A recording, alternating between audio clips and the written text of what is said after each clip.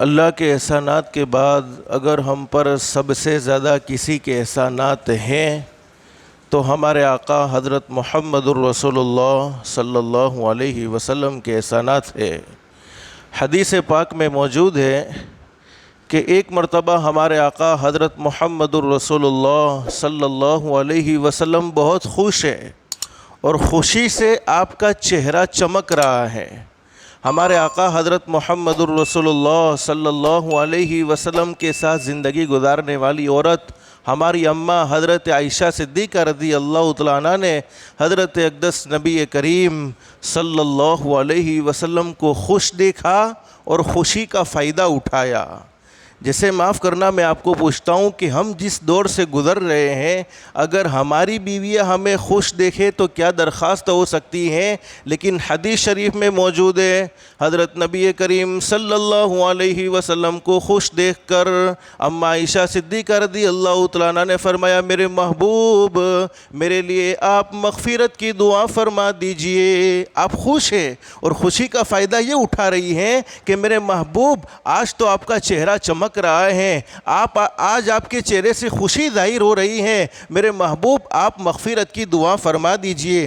حدیث شریف میں موجود ہے حضرت نبی کریم صلی اللہ علیہ وسلم نے اپنے دونوں ہاتھ اٹھائے اور دعا کے الفاظ سنیے، کیا فرمایا نبی کریم صلی اللہ علیہ وسلم نے، اللہم اغفر لی عائشۃ ما تقدم من ذنبها وما تأخر وما اسرت وما اعلنت۔ دعا کا ترجمہ بھی کتنا پیارا ہے۔ نبی کریم صلی اللہ علیہ وسلم نے اللہ سے دعا مانگی، الہ العالمین میری عائشہ کے گناہوں کو معاف فرما دے، وہ گناہ جو پہلے ہو گئے ہو اور وہ گناہ جو بعد میں ہو جائے، وہ گناہ جو کھلم کھلا ہو گئے ہو اور وہ گناہ جو چھپ کر ہو گئے ہو۔ لیکن میرے پیاروں میں آپ سے سوال کرتا ہوں کہ کیا اماں عائشہ صدیقہ رضی اللہ تعالیٰ عنہ کوئی گناہ کرنے والی عورت تھی؟ نعوذ باللہ، نئی شان والی عورت تھی جس نے سرکار مدینہ حضرت محمد الرسول اللہ صلی اللہ علیہ وسلم کے ساتھ اپنی زندگی گزاری ہے۔ وہ نعوذ باللہ کوئی گناہ کرنے والی عورت تو تھی نہیں، بلکہ ہمارے آقا کو ایسے موقع پر ساتھ دیا ہے جس وقت حضرت اقدس نبی کریم صلی اللہ علیہ وسلم اپنے پیٹ پر دو دو پتھر باندھ کر زندگی گزارتے تھے، ایسے موقع پر ہمارے نبی کو ساتھ دیا ہے۔ حدیث شریف میں موجود ہے ایک مرتبہ حضرت نبی کریم صلی اللہ علیہ وسلم کو بھوک نے اس قدر پریشان کیا، بھوک نے اس قدر پریشان کیا کہ ہمارے نبی کے اندر بیٹھنے کی طاقت نہیں ہے، آپ لیٹے ہوئے ہیں۔ اماں عائشہ صدیقہ رضی اللہ تعالیٰ عنہ نے حضرت نبی کریم صلی اللہ علیہ وسلم کی یہ کیفیت دیکھی اور یہ کیفیت دیکھ کر فرمایا میرے محبوب کب تک تکلیفوں میں زندگی گزارتے چلے جاؤ گے، کب تک دکھوں میں زندگی گزارتے چلے جاؤ گے؟ اب تو اللہ سے روزی مانگ لو، اس لیے کہ اللہ پاک اپنے دشمنوں کو کھلاتا ہے، اللہ پاک اپنے دشمنوں کو پلاتا ہے۔ بولو روزی دینے والا کون ہے؟ اللہ کی ذات ہے۔ اب تو اللہ سے روزی مانگ لو، اللہ آپ کو بھی روزی نصیب فرما دے گا۔ اور حقیقت یہ ہے کہ اللہ نے ہمارے نبی کو روزی نصیب فرمائی تھی۔ ہمارے نبی بڑے مالدار تھے، بلکہ امیروں کے امیر تھے۔ اللہ ہر ایک کو مدینۃ المنورہ کی حاضری نصیب فرمائے۔ جو لوگ مدینۃ المنورہ گئے ہیں انہوں نے احد پہاڑ کی سائز کو دیکھا ہوگا۔ حضرت نبی کریم صلی اللہ علیہ وسلم سے اللہ نے فرمایا میرے محبوب فکر کرنے کی ضرورت نہیں ہے، پریشان ہونے کی ضرورت نہیں ہے، اگر آپ چاہے تو یہ احد کا پہاڑ آپ کے لیے سونا بنا دیا جائے۔ اور صرف اتنا ہی نہیں بلکہ جہاں جہاں آپ چلتے رہیں گے یہ پہاڑ بھی آپ کے ساتھ چلتا رہے گا۔ اگر اللہ ہمیں یہ آفر کرے تو ہم تو تیار، لیکن حضرت نبی کریم صلی اللہ علیہ وسلم نے اپنے دونوں ہاتھ اٹھائے اور کہا کہ الہ العالمین میں نہیں چاہتا کہ یہ احد کا پہاڑ میرے لیے سونے کا بن جائے، بلکہ میں تو چاہتا ہوں کہ مجھے ایک دن روزی ملے تو ایک دن فقر و فاقہ کرنا پڑے۔ جس دن مجھے روزی ملے گی اس دن میں تیرا شکر ادا کروں گا، اور جس دن مجھے فقر و فاقہ کرنا پڑے گا اس اس وقت میں صبر کروں گا، شکر کر کے میری امت کے مالداروں کو سبق سکھلاؤں گا، اور صبر کر کے میری امت کے غریبوں کو سبق سکھلاؤں گا، تاکہ میری امت مال کی وجہ سے لڑے نہیں۔ حیات الصحابہ میں یہ واقعہ لکھا ہے کہ ایک مرتبہ حضرت ابو ہریرہ رضی اللہ تعالیٰ عنہ، حضرت ابو ہریرہ رضی اللہ تعالیٰ عنہ بڑے اونچے درجے کے صحابی ہیں۔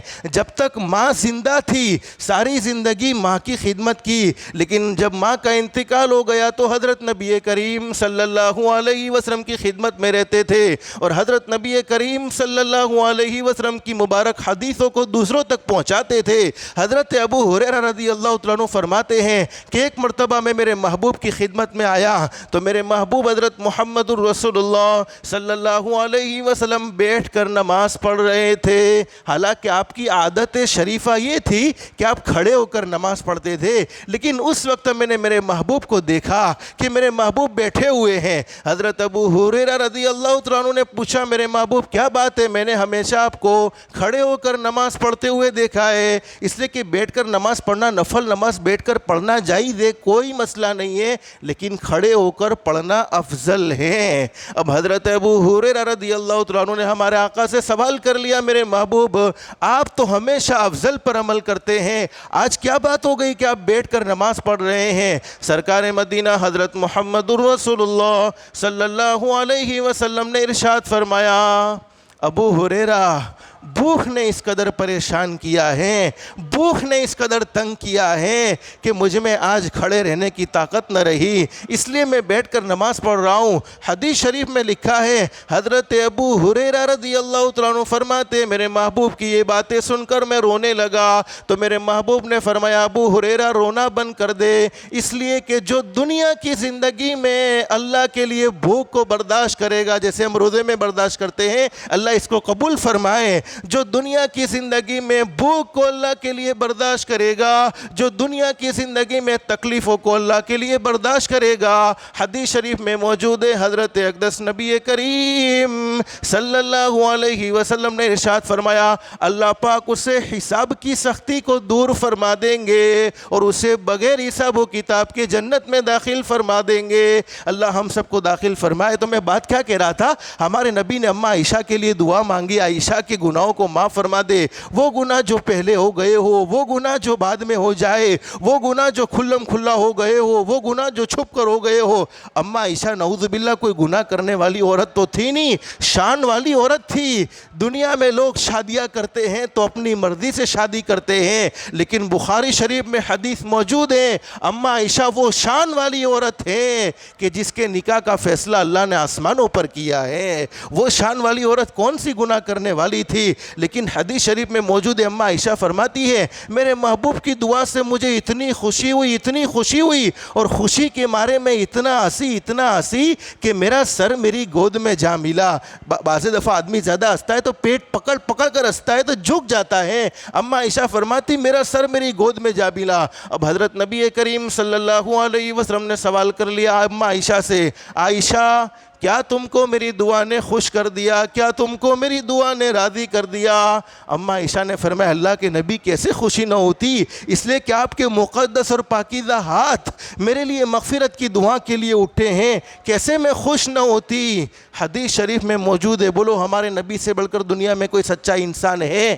آپ کو قسم کھانے کی ضرورت ہے، آپ سے بڑھ کر دنیا میں کوئی سچا انسان نہیں، پھر بھی حدیث پاک کے الفاظ، واللہ انہا لدعوتی لِأُمَّتِي فِي كُلِّ صَلَاةٍ، ہمارے نبی نے قسم کھا کر فرمایا، عائشہ تجھے میری دعا نے خوش کر دیا۔ اللہ کی قسم، یہ ہمارے نبی قسم کھا رہے ہیں، عائشہ اللہ کی قسم یہ دعا تو میں اپنی امت کے لیے ہر نماز میں مانگا کرتا ہوں۔